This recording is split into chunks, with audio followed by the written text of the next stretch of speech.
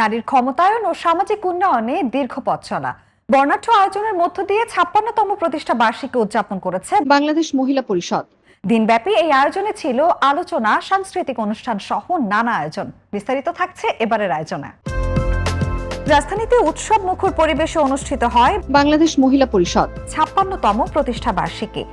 অনুষ্ঠানে অংশ নেন সংগঠনের বর্তমান ও সাবেক সদস্যরা, বিশিষ্ট অতিথি এবং বিভিন্ন অঙ্গনের ব্যক্তিত্বরা।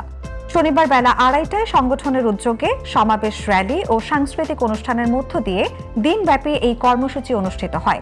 সভাপতিত্ব করেন সংগঠনের সভাপতি ডক্টর ফৌজিয়া মুসলিম।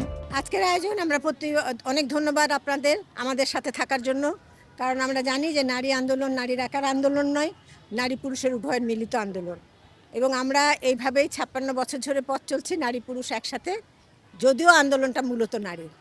সেই দিবসটাকে আমরা স্মরণ করার জন্য আজকে ৫৬তম প্রতিষ্ঠা বার্ষিকীতে আমরা মানুষের কাছে যেতে চাচ্ছি, আমাদের বক্তব্য জনগণকে শোনাতে চাচ্ছি, নূতন প্রজন্ম পুরনো প্রজন্ম সকলকে ঐক্যবদ্ধ করতে চাচ্ছি। প্রতিরোধ, অ্যাডভোকেসি, নেটওয়ার্কিং, এই ৩টা মূল কাজ, এবং এই কাজগুলোকে পরিচালনার জন্য আমরা সংগঠন পরিচালনা করি, কর্মীদের দক্ষতা অর্জনের প্রশিক্ষণ দিই, সাধারণ নারীর দক্ষতা অর্জনের প্রশিক্ষণ।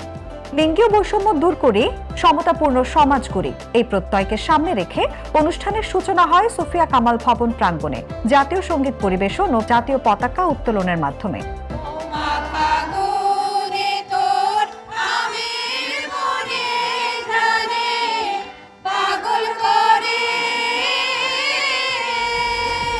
উদ্বোধনের পর সেখান থেকে কেন্দ্রীয় শহীদ মিনার পর্যন্ত একটি র্যালি অনুষ্ঠিত হয়।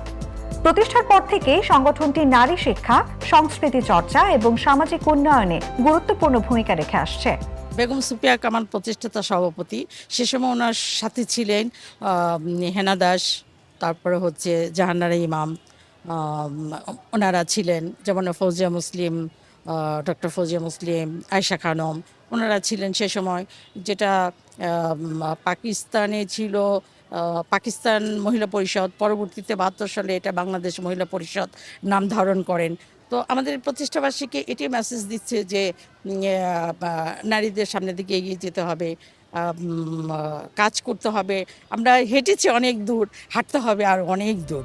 আগামী দিনেও এই ধারা অব্যাহত রাখার প্রত্যয় ব্যক্ত করা হয়।